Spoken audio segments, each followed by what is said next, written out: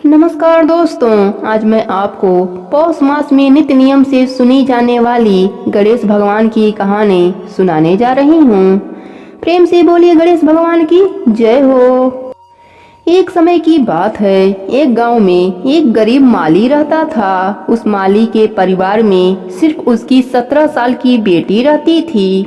उसका नाम चंपा था। माली शरीर से अस्वस्थ होने के कारण उसके घर की सारी जिम्मेदारी उसकी लड़की चंपा पर आ गई। वह नित्य सवेरे उठती और अलग अलग गांवों के घरों में फूल पहुंचाने का कार्य करती थी। उन्हीं लोगों में से एक पुरोहित के घर पर भी फूल पहुंचाती थी। उस पुरोहित के घर जाने के लिए उस चंपा को एक तेज धार से बहने वाली नदी को पार करके जाना पड़ता था। दूसरे लोग उस नदी को एक छोटी सी नाव से पार करते। उसके बदले उस नाविक को थोड़ा बहुत कमाई हो जाती।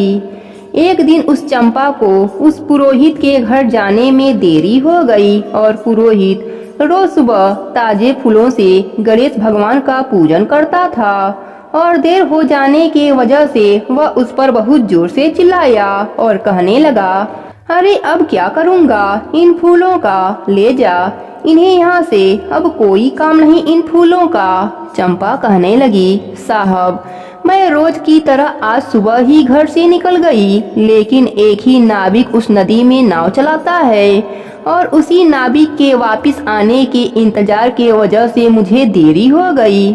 यह बात सुनकर पुरोहित ने गंभीर मुद्रा धारण करते हुए उससे कहा, अरे लोग तो भगवान का नाम जपते हुए बड़े बड़े समुद्र पार कर जाते हैं और तुम इस छोटी सी नदी भी पार नहीं कर सकती। चंपा ने पुरोहित की इस बात को बड़ी गंभीरता से लिया और उस दिन के बाद से पुरोहित को सुबह ठीक समय पर फूल पहुंचाने लगी। इतने सुबह सही समय पर चंपा को आते देख पुरोहित के मन में उत्सुकता उत्पन्न हुई और यह रोज सुबह समय पर कैसे आ जाती है, यह जानने की इच्छा जागने लगी। तो एक दिन वह पुरोहित अपने आप को रोक नहीं पाया और उस चंपा के आते ही पूछा, अरे अब तुम रोज इतनी जल्दी कैसे आ जाती हो? अब तुम्हें देरी नहीं होती? नदी में और भी नाविक आ गए हैं क्या? चंपा बोल पड़ी, नहीं पंडित जी, अब तो उस नाविक की मुझे कोई जरूरत नहीं। आपने उस दिन कहा था ना, लोग भगवान का नाम जपते हुए बड़े बड़े समुद्र पार कर जाते हैं और मैं छोटी सी नदी पार नहीं कर सकती, तो बस उस भगवान का नाम जपते हुए मैं उस छोटी सी नदी अब बस कुछ ही समय में पार कर लेती हूँ। लेकिन पुरोहित को इस चंपा की बातों पर विश्वास नहीं हो रहा था। उसने कहा, अरे तुम उस नदी को कैसे पैदल पार कर लेती हो, यह मुझे दिखा सकती हो? तब चंपा व पुरोहित दोनों उस नदी के तरफ चल पड़े और चंपा नदी के पानी पर पैदल चलने लगी। यह देखकर वह पुरोहित भी उसके पीछे पीछे नदी पर चलने को आगे बढ़ा। लेकिन जैसे ही पैर आगे पानी पर पड़ा तो वह पानी में डूब गया और उसके सारे कपड़े गीले हो गए। चंपा जोर से चिल्लाई, अरे पंडित जी, आपने अपने भगवान का नाम तो लिया ही नहीं, देखो आपके सारे कपड़े गीले हो गए।